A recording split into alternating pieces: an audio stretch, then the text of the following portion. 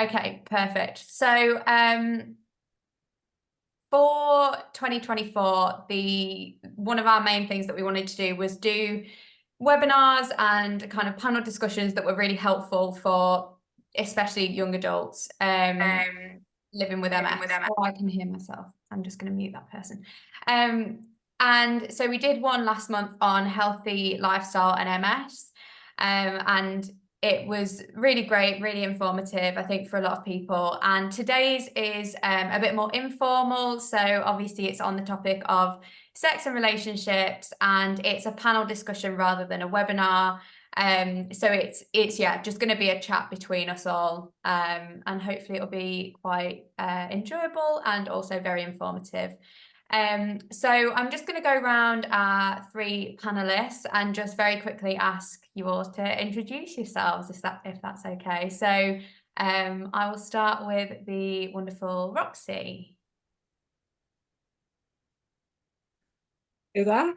Hi, I'm Roxy Murray. I have relapsing remitting MS and I've had it for 17 years now.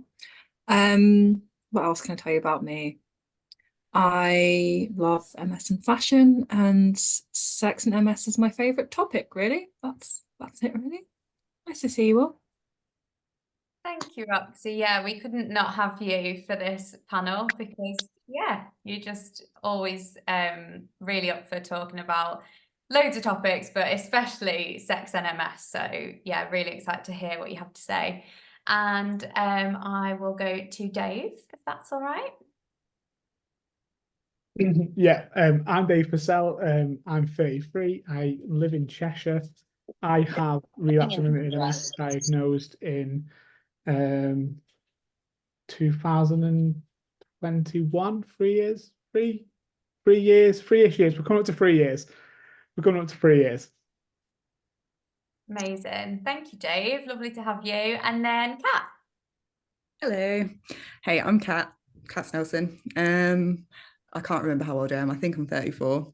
I've been diagnosed for 5 years. So I was diagnosed in 2019, but I've been sick since I was like 16. So yeah, I've had MS for a very long time.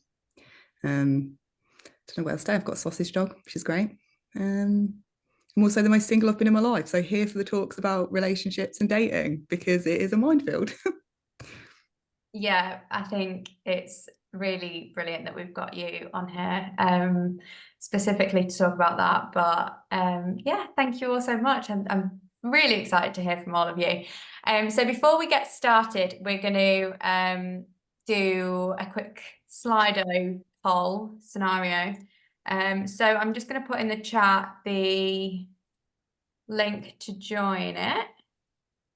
I hope that works for you all.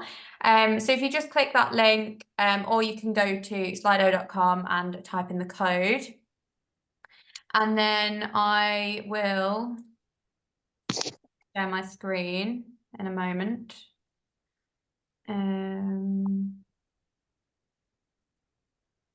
Here we go. So you'll see that we've got the Q&A session here. So throughout the kind of discussion, if you have any questions, you can pop them on here and they will be anonymous if you tick anonymous, or you can just put them in the chat, as we said before, and we'll go through them at the end. We should have about half an hour, maybe a bit less, to go through them. So yeah, definitely get your questions in.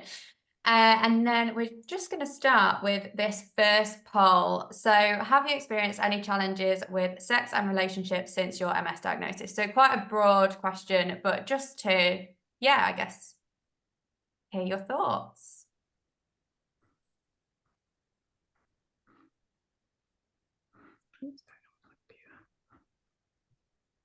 You okay, Katt? Yeah, I'm just trying to figure out what was going on. Oh, here we go. Hang on, we're back. I think we are. Yes. Okay. Oh. We've got 8 votes at the minute. So I think it's still 11. So still a few more to come in. I mean, I guess if you are coming to this panel discussion, I would expect it to be yes, I suppose. So yeah, but it's really interesting to see how many of you have had experiences and challenges with both, and then more with sex. Just admit this person. Perfect. 14 votes. How many people have we got on the call? I'm not sure. 19, including 19, including us. Yes. Okay, so maybe we're about there. Perfect. Thank you, everyone. I will stop that poll. So really interesting to know that. And then this one, so what are the main challenges you've experienced around sex and relationships with MS? So again, very broad, but just if you feel comfortable sharing just a couple of words about some of the challenges you've experienced. Again, it's just really interesting to know, I guess, and it might help us help the panelists with their answers as well. So yeah, I think a few people are typing. Thank you. 6 people typing. Yeah. Balancing fatigue or nerve pain. Yeah.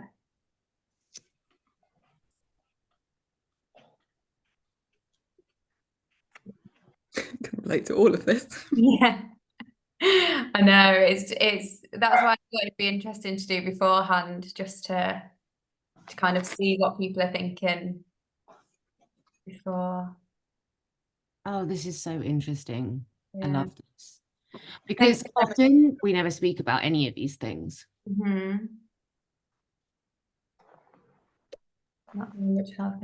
Yeah, that's something we're going to cover today as well. Healthcare professionals. Oh, pre-judgmental people. Yeah, we get a lot of that. I've got so much to say on all of these things. I thought it would be good because it might just, yeah, help shape some ideas that you. I mean, we have jokes about women having difficulty climaxing before MS. I'm sure we've got some hilarious jokes about after. Right, we've got 12 votes, one more still typing. Yeah, this is brilliant. Thank you so much, everyone, for sharing this.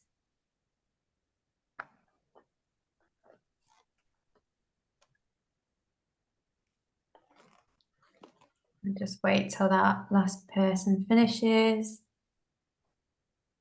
But yeah, really interesting. Bladder. Yeah, that's, you mentioned that before, didn't you, Hannah? Yeah, I think it's quite a taboo topic, but I noticed, and I'd love to hear what the panel think about, like tingling in genitals and things like that, because who do we talk to about that?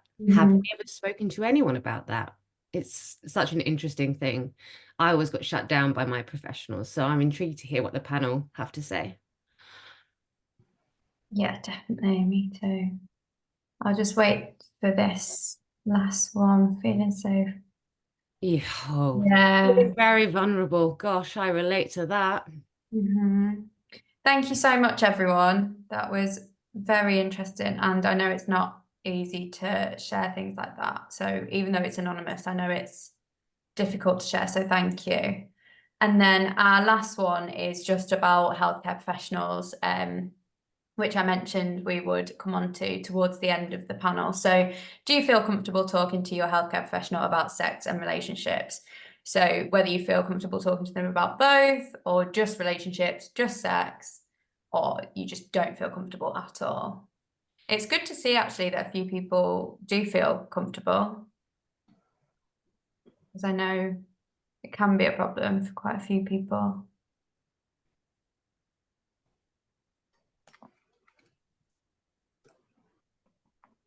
I love watching live votes. It's quite I why it's so mesmerizing. Yeah, I do. I don't know why. It's quite therapeutic. Just wait another 30 seconds, see if there's any more votes come in. So notably, I mean, obviously we don't have them all in, but we're missing anybody saying, I feel comfortable talking about sex. Yeah, I guess the top one does cover sex and relationships. So that's good because people obviously do feel comfortable, but I think that's why I put both options in as well on their own, because I thought some people might feel comfortable talking about relationships but not sex. Or they only feel comfortable talking about it in relation the to the context. relationship that they have, rather than single women feeling comfortable talking to their nurses perhaps, or single men feeling comfortable either. You know, I'm sure Dave has some insight on that. Definitely. Right, that's really, really interesting. Thank you, everyone. Just 1 second. So, as I said, the Q&A will remain open throughout, so please do make use of it. I've seen that one question's already come through, so thank you for that. So I'm going to start the panel discussion now. So I guess we'll start with relationships. And I guess I would love to hear from you all about, have you had any challenges in relationships? I think it might be useful to stick to like romantic relationships in this context, but obviously feel free to share whatever works for you as well. And I guess this could be anything. So, you know, uncertainty, coping with symptoms, communication, like anything like that in relation to relationships. So yeah, and then I guess how you deal with those challenges as well. So does anyone want to start? Sure, I guess. Yeah, go. I'm single, so yeah, someone in a relationship should probably begin.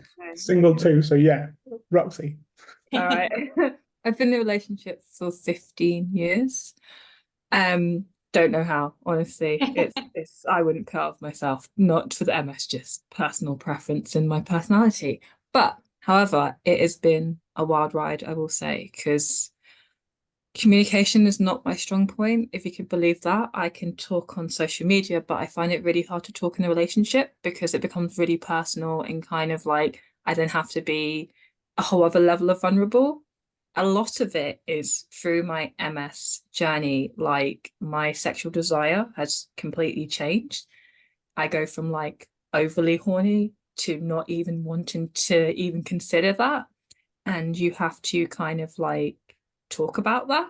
But it's hard when you're in the moment to be like, oh, like, I really like you, but like, I mean, I really do like you, but I just don't have the energy, or actually the feeling itself is really strange. Like it doesn't feel like it should feel. Or I don't know about the rest of you, but like hypersensitivity or lack of sensation. And you're like, I don't want you to feel like it's you because it's not you, it's definitely me. But how do you tell someone that it's you? Or my mood swings. Don't know if anyone else has those with their MS. I'm a moody bitch. Like, honestly, like, and I feel like I'm constantly having to apologize for that in a relationship. When you can imagine that doesn't really enhance your love for each other when you're having a mood swing and they don't really know why. And I'm trying to explain that this is my MS that's causing these issues. And it took me so many years. Like, I literally feel like 15 years later, I'm still trying to find that sweet spot where I can figure out like to conversate about something in a space where I'm not going to allow my emotions to overtake it. And I can actually listen to the conversation that's also being responded to me. Because I don't know about the rest of you, it's very easy for me to be like, listen to me and go blah, blah, blah, blah, blah. And then all I want to do is run away from the answer. Do you know what I mean? So do you feel like your relationships changed over the 15, 17 years?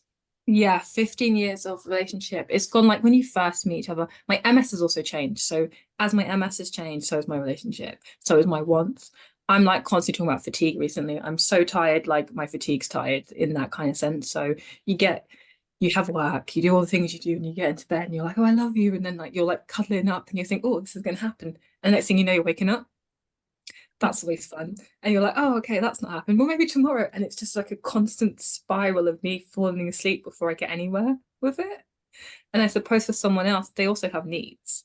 And it's like discussing that conversation and also trying them to understand like where they fit in and kind of give them love when you can. So I have to book in days with myself to book in days with them so that they can kind of feel the love that maybe I'm not being able to show because of my fatigue and how my MS is and bladder is another thing. And I've had loads of funny conversations about my bladder, but like you don't know what that is. You know, that pressure, like when you're being intimate with someone and you don't know, am I gonna pee or am I gonna come? I have an orgasm?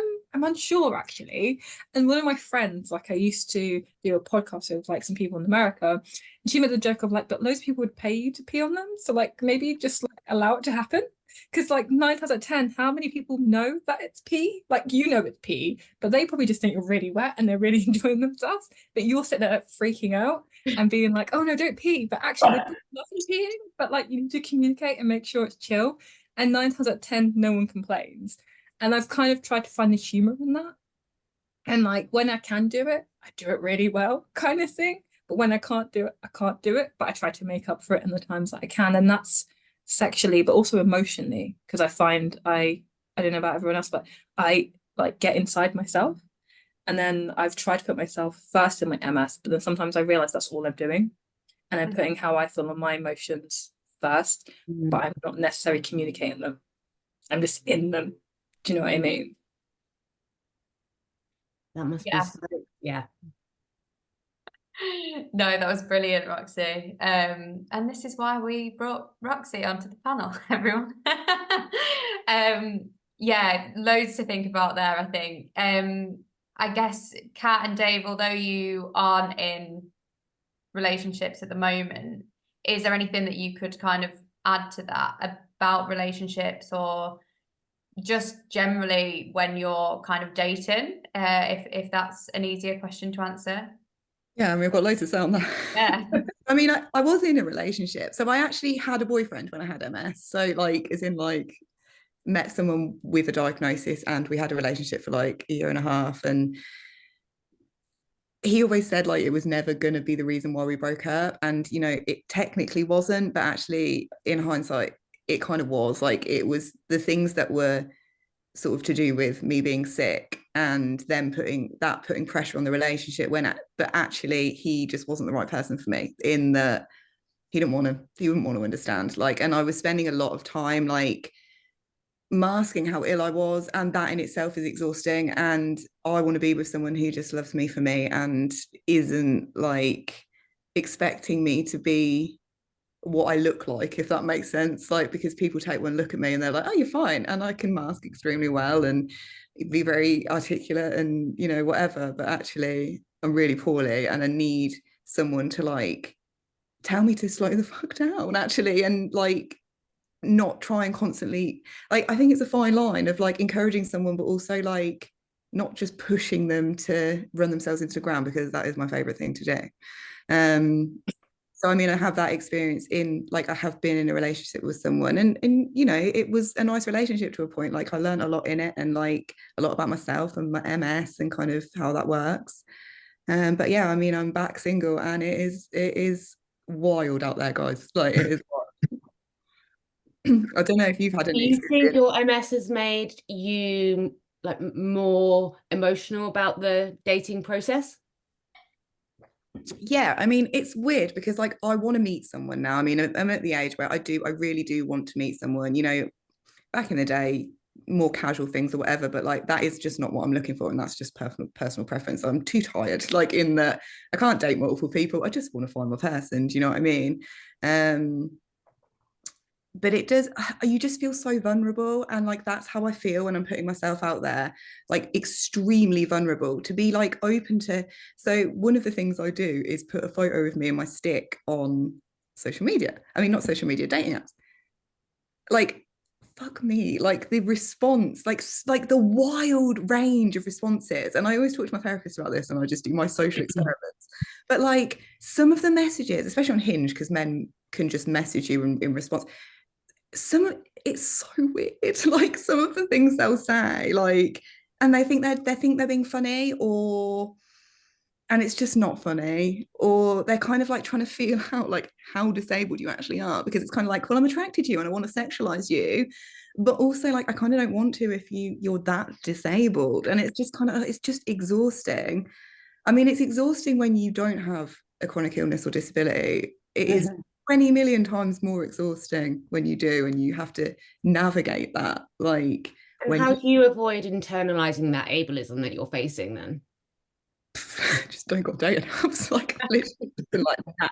Going in with the deep questions, right? Just Yeah, I catching think you off guard there. yeah, but no, it's a very valid question. I think you do have to have thick skin actually to a point, and I have got better with that in that just been like that person is clearly firstly no one that I want to date, and secondly like sorry, my friend's just messaging, she's on the call. Hey Hayley, I just got your message came through on my laptop. I've got really bad brain fog as well, so I'll probably just go off on all these tangents. I can't even remember what I was saying now, but The yeah. ableism from going on apps and how that makes you feel about dating. Is it making you more hesitant? Are you taking a break? Are you full fire? What's the situation? I think to begin with, like kind of sort of over the years, you know, through my diagnosis, I think at the start I was very reluctant and I wanted to kind of appear as well and able as I could because, you know, you're selling yourself essentially. You're like, whereas now I'm just kind of like, I'm just act like I would be talking to you, Han, or you, Roxy, like, as in like, I know, like just me. And if you don't like that, then and if you're feeling comfortable with me using a walking stick, then that's a you problem. That's not a me problem. And I've had, oh my God, I have spoken about this before, but like going on a date with someone and him coming into like my corridor and picking up my walking stick and pretending to be an old man and walking with it. And I'm literally standing there like, what the fuck are you doing? And he was like, oh, you know, I just like to make light of these things. It's like, yeah, that's funny if you're like my friend, but like, we don't know each other. And like, that isn't for you to joke about. Like, we'll joke about things between us, like, you know, all of us or whatever, and like people close to us in our lives. But if you're making jokes about my disability when I've not met you, like, don't know you, like, just no, that's a no from me. In the bin. Yeah. Yeah, definitely. I'd be interested to hear Dave's insight on his experience with dating apps and like which dating apps do you use as well? Because like there's different options. Yeah. I mean, I've been through, since my diagnosis, I've been through probably every spectrum of single and relationship. I was dating someone when I went to the hospital that led to my diagnosis. He actually forced me to go. He was a doctor. Well, he is a doctor. And went and threatened me and that whatever. And then that ended up being the issue because he tried to doctor me throughout the whole process. And he was a sexual health consultant, so he was only going to get it to a certain degree, but pushed and pushed and pushed. So it ended, and then I was single for a while I processed everything, and I started trying to date at the start of last year, and stupidly did that thing where let's just jump back into that pond we've already been in, and with people that I'd already dated at some point. That Which safety was a net. challenge in itself. It was easy because they know me, but then they were aware of the MS, but then they knew Dave of 2 years ago, or in one of the cases 10 years ago, or whenever it was. So we went back to the single market, and then towards the end of last year, we jumped on, well, middle of last year, we jumped on Tinder, we jumped on Bumble, we jumped on Hinge, we jumped on them all, and unfortunately the gays are all disgusted on those apps, so that's a challenge in itself. But then met a guy, and we went on a date, and it was fantastic. And there was no mention of the MS on my profile. There is now a picture of me at a concert with some mates with a stick, but there wasn't before because I was still in that kind of this doesn't define me mode, and I'm not gonna do it. And my really good friend actually has MS, and she was like, "No, you need to be upfront." And I was like, "But you're dating to marry, mate, and I'm just kind of out there to see what there is." But we went on a date and we met in a Hungry Horse, which was one of the issues probably, and should have been a red flag. But we chatted and it was great. And I told him the journey. So I sat there and thought this could be a second date. So let's be honest, because if second date means that I need to go into the restaurant, we actually went to Hickory's, banging restaurant, with a stick, he needs to know. And he was really receptive. And then the issue started a little bit further in. We dated for a bit longer. Don't get me wrong, there was other issues, but I'm sure you all do the same thing where you make jokes to cope with the shitter side of it, and you downplay, and he couldn't comprehend and couldn't process that at some point things could get worse, or me joking that I could need that stick tomorrow to go for a walk, and he hated it, wouldn't let me talk about it, hated it. And then it came to blows on my birthday because I was so incredibly fatigued. I'd had to go to the office to interview all day. Then I had to drive to him and then drive to a restaurant because he didn't drive. And he kept referring to me being in a bad mood. And I was like, I'm not in a bad mood, just a little bit quiet because I'm fatigued. Went on for 2 days of him pushing that I was in a bad mood, and it just went downhill from there. Other issues transpired, and then it ended. I took some very good advice from Amy Thompson and Nat at the Birmingham Christmas party, and ended it very quickly after that. But it ended, and we're happily single since. We play the Tinder. There's a guy that we flirt with each other till the cows come home, and I get the message going, "Are you up for something?" And I sit there and go, "Mate, you picked the moments. I'm so tired." And it always is. No matter what he texts, and I'm like, I'm at home. It's a 40-minute drive. It would be worth it, but Jesus Christ, I'm so tired. And then driving back, and I'm like, it never quite works out. But we still do it every day, and we go back and forth. And then it plays into it because I'm tired. And then when I get there, things aren't going to go right because I'm tired. And then you don't want to lose the situationship you've got going on because it didn't work. Because it's quite nice to have the little bit of attention from the bearded Viking that keeps texting you. Do you feel you need that comfort? Do you think it's easier to stay within that safety net than to expose yourself to quite hostile world? Oh yeah. It's an ego boost as well, isn't it? Like we all wake up one day and we go too tired to get out of bed, but you get the ego boost because the hot guy's texting you back, and is quite happy to text you back, and you go, shit, actually, yeah, you know what, this works. But the Tinder's brutal. The Tinder is brutal. I've had some like excuse me, like Kat, I've had some horrific messages.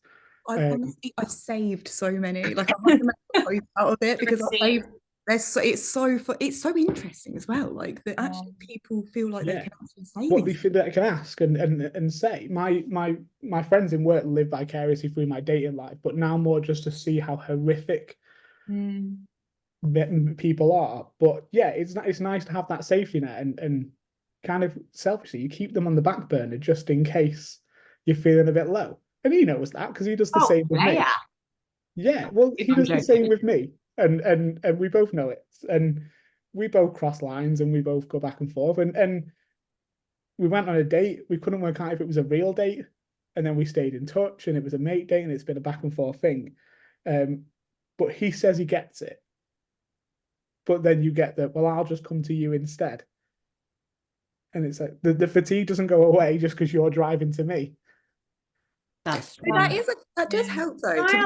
One of the good things about my ex-boyfriend, not that I want to give him too much like of an ego, Zero props needed. Not that he's ever going to watch this, but like he was very good, especially in the beginning. Like we're in a long distance relationship, and he would always come here, and he used to work all over the country, and he would always and he'd pick me up and take me, and it's like those little things, and it was just that he just I mean I did make the drive sometimes, but it was easier because he wasn't sick, and it was a nice thing. It made me feel very like loved and like wanted, like that he was making that effort, that he wanted to see me that badly. I mean, no one wants to see me now, but like that's fine. So can I ask all the panelists what do you want out of life, like in your relationships? Like, where do you see yourself in 10 years, 20 years? What's life look like to Roxy? Roxy doesn't know. Roxy's face.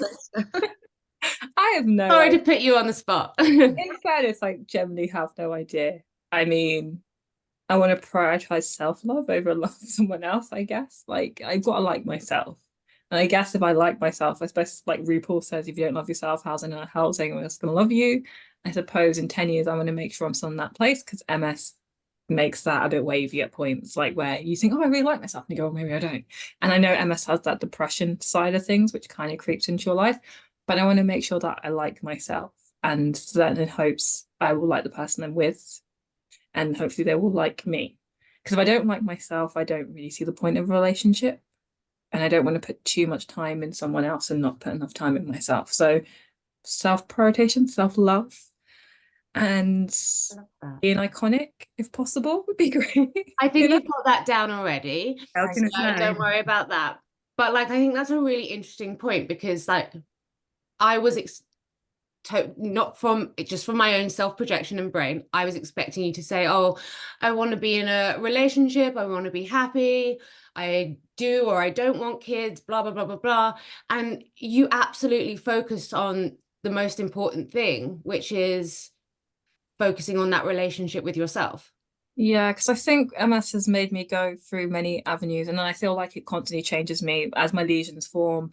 I think my personality slightly changes and how I feel about myself, and then my body changes, and it's a constant self-acceptance of who I am. It's great having someone around that's like, I love you regardless, and I have that, and I'm very grateful for that. However, if I don't love myself, I don't even think I'm even hearing the words that other people are saying to me.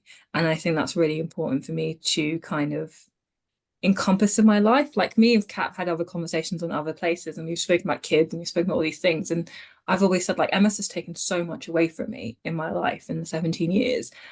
Kids sound amazing, but can I physically and emotionally do it right now? I don't think I can. And it's sad to say, but it's the truth. If it happened, of course I would adapt and overcome and create a life for that person if I needed to. But am I running towards it? No, not as much as I would think I would be at the age I am, because I'm not that young, really. Do you know what I mean? I've probably got like 1 year left of MS together and I'm off, mate. Do you know what I mean? So I Do you know what? that. I turned that year to this year. I think I do in April. Don't worry. Don't worry. As soon as, yeah, it's me over. But for now, I'm just here to tell everyone to love themselves, because that's the only constant person that you have in life. Regardless, we come in by ourselves, we leave by ourselves, and no matter who's around us, we need to love ourselves. And also, like, the thing is, like, we've got vibrators, there's sex toys, there's all these things that can give you pleasure. And like, I'm sitting next to one because after this I need to record a video for an accessible sex toy brand, and trust me, they're amazing. They're getting way better, and you don't even need to use your hands, so you can just go fully and embrace in that. So, you know, there's ways. We've got ways. There's things. There's AI. There's all these tools that are going to help us embrace our pleasure for ourselves, and then anyone else is a bonus. Kat, what do you think? I think that's a really good point that Roxy's made, and I think that that's kind of where I'm at the moment. Is that everyone doesn't want to meet someone, but a lot of people, I want to meet someone. You know, like, I'm lonely. Like, I want to meet that person. But also, like, I feel like me in the past would have sacrificed a lot of the things that I like are non-negotiable in relationships, just to kind of like be like, take what I can get.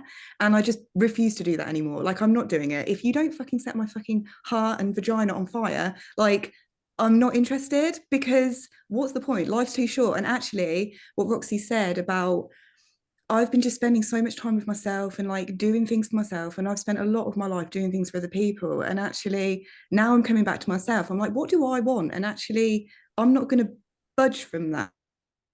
And another point that I did want to make, this is probably just random because I'm just pulling it out of my head, but like, I think it's really easy to say, like, when people are worried about dating and stuff with MS, like, and a lot of the time I'll see like, you know, oh, you should just be yourself, like, you know, if it's the right person. But actually, like, that it just isn't as straightforward as that. And the rejection and like the way it can make you feel is real and valid. And I think it's important to be in a good place, but like what Rox said, with yourself mentally before you put yourself into that out there in that arena, because it is fucking savage. But also, like, it is valid. It's not just as straightforward as like, oh, just be yourself. Like, we're all great. Like, do you know what I mean? I know all these people on this panel, wonderful, but actually navigating dating with a disability just isn't that straightforward. And I just think it would be like, yeah, almost dismissive to be like, just be yourself. Because like, I mean, I know I'm wonderful, but like, strangers on the internet don't. So yeah. Do you think you've got an open goal for where you want your life to go, or do you still have that image in your mind of the life that you want down the line? I know you're asking me this because you know the answers. I honestly don't. I'm not on. I might have forgotten them. I've always wanted children, and like, this is what she's saying. I've just made a video actually for TikTok about the stuff we filmed about having MS and having children. And, you know, I'm very unwell. I don't look particularly unwell, but like I would really struggle. And that is a big thing at the moment. In my delusional heart, I think, oh, I'm gonna meet that person and it's gonna happen. But also I'm having to deal with and come to terms with the fact that that might not be something that I'm going to get to experience in my lifetime.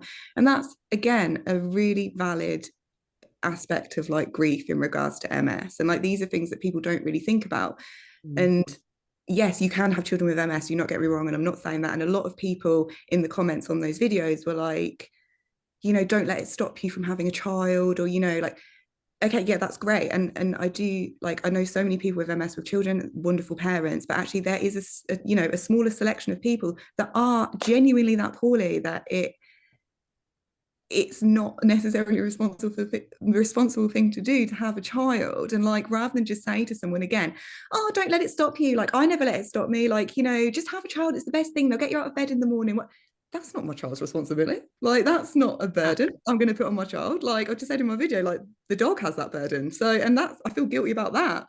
So, like, that's not a reason to have a baby. So like, yeah, I mean, like long term for me, I would love the urge to be a mother, and now I'm old. Like I just, yeah, it's just always been there. But the grief that comes with that potentially not being reality, because I couldn't be a single parent, and also I'm not going to have a baby after 6 months or a year of knowing someone. So, you know, it's a timeline, and I'm like panicking. But then at the same time, I'm like, actually, do you know what, Kat? If it doesn't happen, it doesn't happen, and that will just be something that I'll deal with, because I always deal with everything. I mean, it's heartbreaking, but it's just reality for some people. And I think actually, like, not discussing that topic and being like, oh, you can have a baby, like, well, for some people that's just not reality. And like, for being so brave to talk about it so openly, because I know that it's quite triggering, and I know that I was pushing you a bit there, but I think that it's really beneficial to everybody listening about the back and forth that a lot of us go through as to, is it right to be a mother? Should I be a mother? And I think it's everybody's own individual choice at the end of the day. I don't know how you feel about it, Dave, if you're thinking about kids one day, or what your plan might be. 4 years ago, probably, yes. There was the husband, there was the kid, there was the dogs, there was the white picket fence, and then not that necessarily the MS changed that, but I think the MS changed me and what my priorities were, and that just went out the window. The husband maybe, but maybe not. But the kids, no, it doesn't really appeal to me anymore. And I think as I've then refound myself, which, not to just want to repeat what Katt and Roxy have said, I've changed in the last year, or even so. When I sit back and look at sort of summer last year, I was going out with my mate every weekend and we were having a great time, and it was all about me and just enjoying myself with my mate. And I was like, this is the Dave that I was sitting in the hospital being told that I probably had MS. And that's the Dave I kind of want to hold on to. Don't get me wrong, we like playing Tinder and we like swiping and looking at the nice beards and the weird men that send you dodgy messages. But I think I don't see that in my immediate future anymore. I've got a dog. We've got him a couple of months ago. Me and the dog are going to live our best lives. I'm going to get tattoos and spend all my money on food, tattoos, and booze. And that's going to be me happy for the next couple of years. Solid life choice. And exactly. And we're gonna do it that way instead. And if someone comes along, I wouldn't say no, but they're gonna have to be a pretty damn great person for me to you know what? sit there and go, you're all right. I can let you in, and you get it. Amazing. My mate that has MS as well, her boyfriend, she was very open with him straight away, and he's fantastic. And I struggle with my left hand, and we go out for dinner sometimes, and without even saying anything, he'll spot that I'm struggling. He'll just kind of slowly move my plate over and cut my food up, and then slide it back without reason. I'm like, damn Tom. Oh my God, it must be a Tom thing. Okay, so I'm jumping in, I'm not even a panelist, but I was single for 5 years. My last partner left me because his dad told him that he would spend his life going to the hospital with me and he should do better. So it was a really difficult time to go through, and I was alone for a very long time. I've now been with my partner over 18 months, Tom. He's amazing. And he tells me to rest all the time. He really, really enforces a lot of great things. And I just think I totally resigned myself from me and my Ernie, and we were going to be fine. And sometimes the right person does come along, but I really did not expect to meet anybody. And I think when you kind of almost, it's the cliche of when you stop looking, they come along. But I don't know what you guys think about that. Firstly, love Tom. Do you know what this is random and I'm really brain foggy, so sorry if I'm going off topic, but it just made me think of like, I met up with someone who I used to coach actually like 6 or 7 years ago or something. And we just have each other on social media, and she got married back into last year, I think it was. I'm sorry if I've got that wrong. But anyway, we met up like maybe like 6 months before the wedding. It was actually the first time I'd ever used my walking stick in public, and it was a big, massive deal. And I'd never met her boyfriend before. And we know each other through social media and through like the coaching process, but actually meeting up in just a social capacity was completely different. The way he was with her gave me so much hope in like that actually there are decent people out there somewhere hiding in those dating apps, because like what you just said, Dave, like he was just so like not OTT like attentive, but was just very aware. And he would like you know, like little things like helping with the dog, and was aware that I had my stick, and he'd be like, oh, do you want me to just do that for you? Or like, but not in a way that was drawing attention. It was just bang on.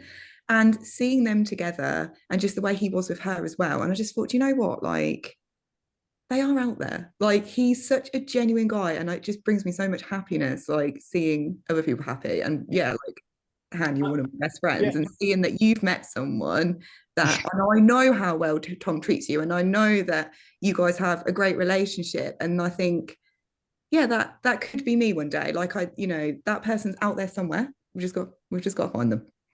So sorry to interrupt, because I'm always interrupting. It's my thing. But we need to move on to Q&As. And I'm going to take it back to the sex first, and then we can maybe move on to relationships to finish. And I'm going to put a few questions in together. Okay, so we've got a couple of questions about feeling that intimacy might have changed. Does anybody suffer from like numbness? Sort of, has that changed sex for them? And do you feel sometimes perhaps you could be fetishized in a sexual way because of your MS, Roxy? I'll let you go first. I am one big fetish. Yeah, so I was gonna ask Kat that when you were talking about like putting the stick on the dating app. So I've never used a dating app. I know, wild, right? I've been in a relationship that long. But I do have people that jump into my Instagram all the time being like, oh, you've got a stick, you're disabled. I'd love to date you. You wouldn't be able to run away and all this weird stuff. And it's really creepy. And I'm like, I get it. I'm very like sex positive person. So I guess I'm always expecting someone to say something really strange and weird, but it happens. And it's really like weird. So people always fetishize me as their disabled dull thing that can't do too much, so that really makes them feel like, generally it's usually men, I mean I date a woman, but men like to tell me how empowered they feel about being able to control the situation. You can't get away. But to the other question, yes, I do deal with numb vagina, and that's an issue, as me and Kat have had that conversation before. And I do vibrator stuff to help build the sensation, because I've realized like sometimes there's no feeling there. I don't know about anyone else, and then all of a sudden you could be having sex, and then halfway through you feel everything. You're like, I'm wet. I know I'm wet. I can see the wetness. I can feel the wetness. I can hear the sound, but I'm not feeling anything. And all of a sudden you feel everything, and it's great. So I've started to realize if I like pre-concept sex, if you can do that, sometimes it's hard, and I use the vibrator, it kind of turns on my nerve endings, because I think sometimes they're a bit blunted. Yeah. Like they don't know, like I feel like I'm like, I really like you, but my body's not getting the emotion. So I have to like vibrate it on. So I use like how do we call it, the wand thing? It's very powerful. So please start on setting one if you try, because it really is. It will change your universe, and it's a gender neutral sex toy, which is even better. Yay! For inclusivity. And I used that like on a small speed, and it just sends the signals in. And you can do it like a few hours before pre-sex if you're just like getting ready, painting your face, doing whatever you do, which is your like routine that you put yourself into before you want to embrace sexual stuff. But turn yourself on, have a little shower, put yourself up, and then you're ready to go. And it sounds like you're ready to go, but you are, and it's really changed my world because I either feel nothing or everything.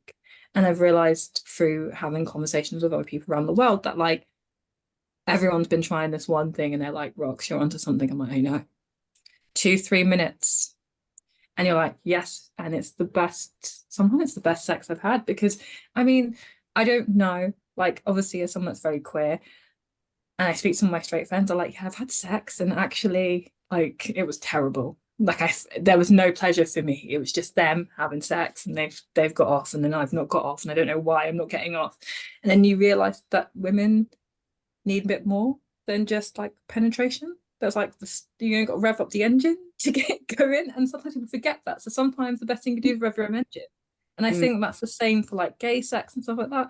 Sometimes you want to like, throw a kink in there or something, throw something different in there. And that's just probably me talking about my university and revealing way too much information on myself. So I'm going to be quiet. I know. Cats.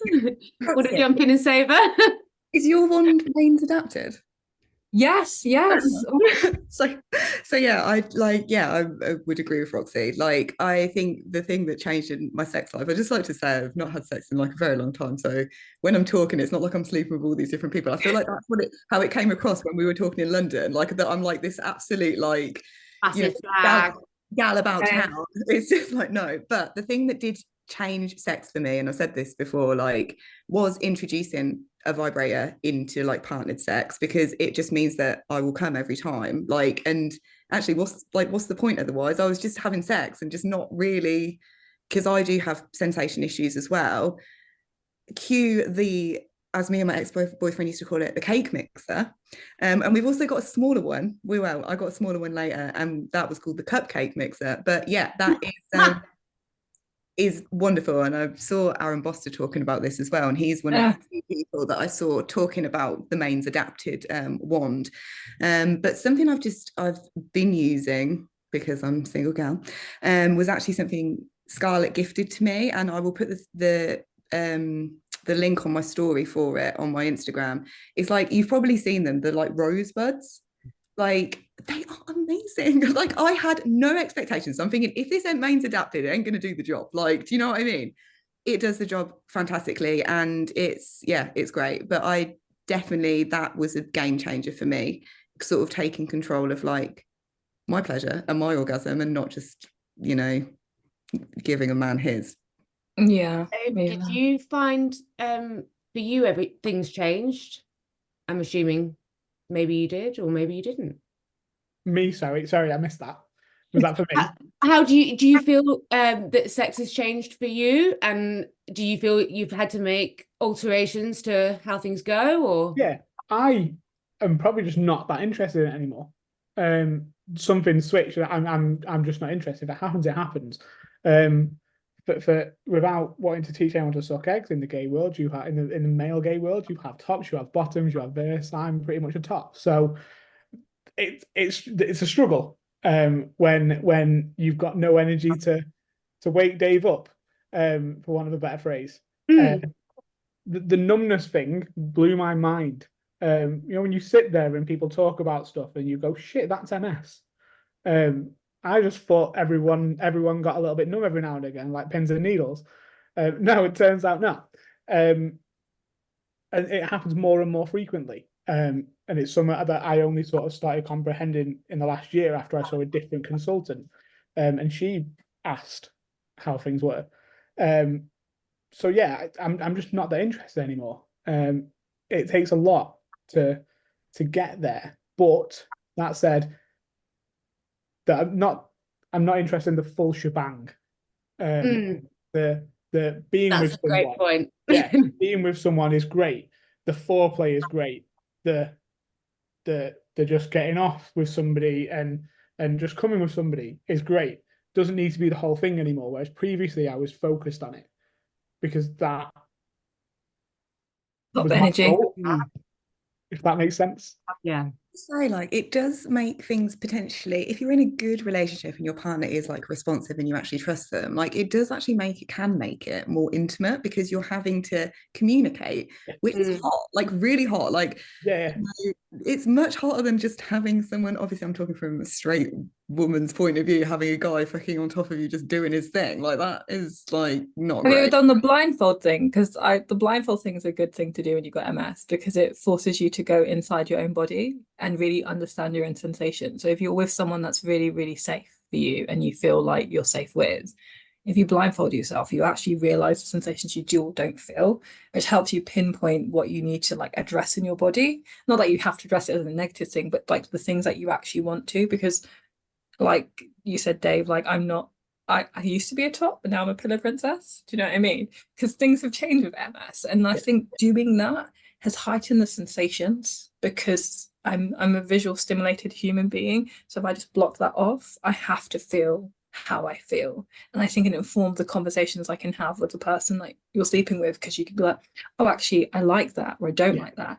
And I think no matter if you've got MS or anything, when you have sex, we all forget to say what we like and communicate that to other people. So you can, like, pain happens, all these things happen, and maybe you don't like that, but you just deal with it. And I think my straight friends are very much like that. Like, oh, I just dealt with it like it was terrible and they've never said anything. I'm like, look, you have to tell someone. Yeah. Yeah, because they Sorry don't to know. move it on. I'm just going to tap into the last couple of questions in the last few minutes. Can That's we all right. quickly cover healthcare professionals? Yes. Just because we haven't really touched on that. Because we do have to finish at 7:30, so I'm very conscious that we don't. I can give it. I can go a few minutes if we need a few minutes. All right. Don't worry.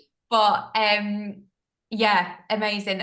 I just did want to touch on the kind of healthcare professional side of things and how you all feel about talking to healthcare professionals about it. I imagine you are probably all quite comfortable talking to them, but you might not be. So I guess, how, if you are comfortable, how have you got to that point? And then if you're not, then why are you not? So whoever wants to jump in. So weirdly, I'll jump in. Weirdly, mine changed when I saw a different consultant. I saw my original consultant. I still under the same consultant. I just saw a different one for my annual review. And my original consultant, older man, and just couldn't bring myself to talk to this older man about my life. I've never been ashamed of being gay, never hidden away from it. And I just couldn't bring myself to talk to him about my sex life, my relationships, or anything. Obviously, I'm still processing all of this other stuff that's going on as well. And then last year, I saw a different consultant because he was busy, and she asked a question. She asked me how my bladder movements were, and I sort of went, "Oh, well, sometimes I struggle to go." And she went, "Oh yeah, yeah." I went, "Sometimes I can't not go," and she went, "Yep." And then she kept probing, and then she was asking it all, and it just opened up a different side of me. And that then led to a conversation with one of my nurses who was then asking a load of questions. And it was just that probing from a different person. I've never felt shy to talk about anything like that with anyone. I'm pretty open with most of my mates about stuff that I shouldn't be. But I was really nervous, and it took a younger female some younger person of a different gender to sort of probe. Because I think if he'd have probed, I'd just shut down and gone, "Nah, it's all right, mate." Sound, and I'd have just backed off a little bit. That said, I don't think I would go to my GP and go, "Hey, I'm having problems with this." I am a bit more of a suck it up and deal with it kind of guy. Interesting. Yeah. What about you, Kat? I mean, I don't care about talking about embarrassing and awkward things. But that said, I also probably wouldn't talk to my healthcare professionals about it, just because I have other people in my life that I could talk to. I talk to you guys about it, like my MS friends, like we also have Google. Like, I don't know. I guess potentially if I'm trying to think of an issue that might need some kind of medication. So do you think, we've got a question here, sorry to talk over you, but do you think an overly sensitive nerve wise to the point it's painful. This person is saying that they can't have sex without it being really painful. And I personally think that's going straight to your team or straight to the GP. She's worried she's going to, or they're worried they're going to be taken seriously. Thoughts? Yeah, I mean, oversensitivity is a problem. I mean, that, like Roxy, you said about that, I don't get it so much anymore, but I used to. Like, it was literally like unbearable. Like, I was like, if you like, it was just any kind of, it was too much. So I mean, yeah, I think that could be a reason to go and speak to your healthcare professionals.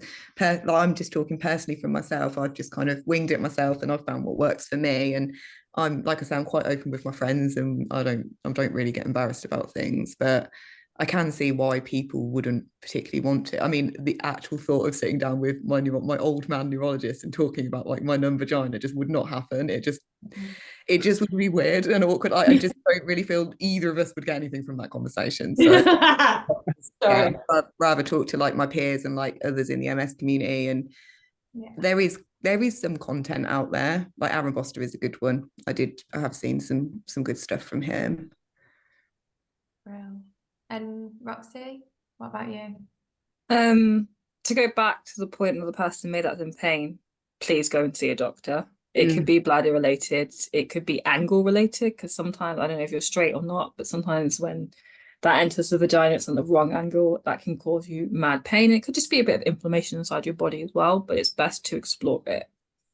For me, when I first started my MS journey, I wasn't like going to walk in. It wasn't even a priority in my sexual life at that point, even though I had one. I was just more concerned about like my general MS life. But as I've done like podcasts and stuff like that and spoken to so many people around the world, I've realized like actually they get paid to help me. And now I'm the opposite of Kat. Like, I want to make them feel awkward. Like, I want you to go out of your comfort zone. You apparently are the professional. I mean, I do speak to my GP low key, but then I get that circle of like, your GP goes, you go to your neurologist because they're an MS specialist and they're the ones that can help you. So now I just go, fine, MS nurse, MS specialist. I have this issue. I want to enjoy my life. You get paid to help me enjoy my life. I'm going to tell you these things. I like to make him awkward. I like to give him work to do. And I also like to, I do a lot of stuff with the NHS anyways to help create pathways for people with MS to help them like embrace their sexual life, but also to enhance it. Because I know it's difficult conversation. It's a difficult conversation to have with yourself, let alone someone else, and then a healthcare professional. I always write it down so that when I get to that point, oh, we're going to say it, I'm going to say it. I'm like, look, this is on your list. Say it. I am not having a good orgasm. Is there something you can tell me, or someone you can send me to? Because sometimes it's not them. They just need to make the referral. Take a deep breath. Bring a friend. Bring a vibrator. I need to be able to use this in a good way. Can you help me? A prop. And I just trigger them a little bit because I want to help you, because they're going to want to stop talking about it with you. So they're going to want to send you somewhere else anyways. So I think that's helpful. But that came from the community. Like Kat said, talking to other people, friends, friendships, other people with MS that come up to me and ask me questions. I want to know the answers now. I want to be able to say to someone like, look, this is what I've experienced. I might have had this problem. I've had this conversation with a neurologist. For some reason, I know so many of them now, so I'm real. And I've asked them these questions and they're saying to me, like, encourage people to talk to us, because not every neurologist is made equally. But if you feel like your neurologist, like Dave said, the first neurologist you have is not the great one, but you meet another one, that could be the next one. So remember, you can change a neurologist. Like, you can find someone that works for you, that you feel comfortable for. And if not, speak to your MS nurse, because sometimes they're the nicer people. Like, you really yeah, you feel connected. So you kind of go like, because the first thing is like, do you want kids? Well, no, actually, but I'd like an orgasm. So how about we yeah. Do you know what I mean? And that's just my advice, I guess. Do we have time for one last question, Amy, or do we need to wrap up? Dave, Yeah, go on. do you need Yeah, no, one last question? Please keep going. So we have a question here. It's something that obviously we've had before and we get quite a lot. How do you overcome the feeling of being a burden to your partner, especially as your MS progresses? And I think this applies to, partner and family as well. Firstly, you're just not. Like, that is just literally it. You're just not. Like, you are not a burden. And that was something I wanted to just like repeat and say, like, anyone that is dating, and I think I'm a fucking lady now, but like young, like I think when you're younger as well, not to be fucking patronizing, but like, yeah, I'm a lot more comfortable in myself now. I'm in my 30s than I was when I was younger. And I can't imagine having to do this and like, you know, I had MS, but I didn't know. So like that was fine. But yeah, if anyone's watching this and they are single and they are dating and have MS, like just firstly, don't settle. And secondly, you are so worthy. And like, yeah, it's just, Don't settle and you are so worthy. I love that. you're not a burden. Like you, and it's not your fault. And I wish people had said that to me more. Like it's not you. And you are your own person. You are your own fantastic fucking person with like, my MS is a massive part of my personality. I talk about it all the time, like, you know, advocate for, you know, chronic illness, whatever. But actually, there's so much more of Katt, like, that is just amazing. And actually, that is worthy of being a good girlfriend and being in a relationship and being loved. So, yeah, don't settle. Dave? I did the whole I'm going to be a burden thought process, following it, because you Google this stuff, don't you? I mean, I was fortunate that I kind of predicted the diagnosis when I was sat in the A&E waiting room to my doctor partner at the time that sent me, and he told me I was stupid. And I said to the nurse the doctor that kind of was breaking the news, I was like, oh yeah, my friend's got MS, and she was like, of course, you'll know how good your good days will be and your bad days will be. And that kind of hit me, the bad days bit. So the burden piece was there, because I was like, oh, I'm kind of a young guy, I want to date, I've got a family. But it hit me it actually hit me with a guy that I was half seeing in a way. It could have been something. It was he's a friend, he's Canadian, he lives in Canada, and he was doing a tour of Europe, and he came and saved me for a few days, and that was kind of the first foray into something that he didn't really know about my diagnosis, because we didn't talk in that way. And we had a chat. We had a chat about it. I told him about it, and we spent a fantastic weekend in Manchester together. We spent a fantastic weekend in Belfast together. And all of a sudden I said something, he shot me down and was like, it's not an issue whatsoever. And then he moved from the right of me to the left. And I was like, what are you doing? He was like, you told me that if you stumble, you're going to stumble to your left. So I'm just making sure you're all right. And I was like, okay. And then I was like, shit, no, people are all right with this. People will adapt to it around me. And that's fine. And I that was the turning point of going, no, people are all right with this. And I'm not going to be dragging people down or making them depressed, or people are going to be, oh, it's Dave, he's got these issues. There's no burden there anymore for me, I don't think. And I think and that you summed it up really well. Just love you. I can't remember what you said now, because I've had a moment of brain fog. Whatever you said was fantastic. Yeah. Yeah, and also, I don't want to take away from that, you know, obviously there are times when I feel like a massive burden to the people in my life, like that is going to happen, but I just, yeah, like, don't let it fucking get its claws in, because it's not correct. Like, none of us asked to have this illness, and we all manage it and handle it in such an amazing way. Like, I have so many amazing people in my life, and yeah, like, I know all of my single friends with MS deserve to find someone who loves them for them, because they're all fucking amazing humans. What a great note to end on. Yeah. No, thank you both. Roxy, any last thoughts on that? Well, the only burden I've ever been is to myself, because I'm not a burden to anyone else. I'm definitely a pack. Also, like, as one of my friends told me once, we are like VIPs. Like, all the benefits you get from dating me, and how the hell am I a burden? 2-for-1 entry to gigs, VIP parking, Motability cars. Tell me who else you're dating, unless you're dating a millionaire that's giving you any of these packs. So pack down. And And you're a see me. millionaire disabled girl. It'll be great. I mean, we will manifest that. Thank you, Helen. Let's put that into the universe. But like, do you know what I mean? Like, there's so many beautiful things about us. Like, I've never met so many incredible people like I have in the MS community. I'm not saying that, like, generally everyone's beautiful. What's that about? And also, like, everyone's really lovely. And I just think if you were lucky to have any of us, you're probably the luckiest person on earth. So I'm not a burden. None of you are a burden. We're literally icons. And none of the people around us could even deal with half of the stuff we deal with. So they should see and learn from us, and maybe figure out like the beauty that is us, because I do think we're quite an incredible community, and I've been in many do disability advocacy, and some of them are not as nice or as loving or as community led as we are. So you're not a burden. No one's a burden. We're all beautiful. Look at our perks. We're VIP, even in the airport. You know, come on. Especially in the Amazing. airport, hey. Right. What a way to end.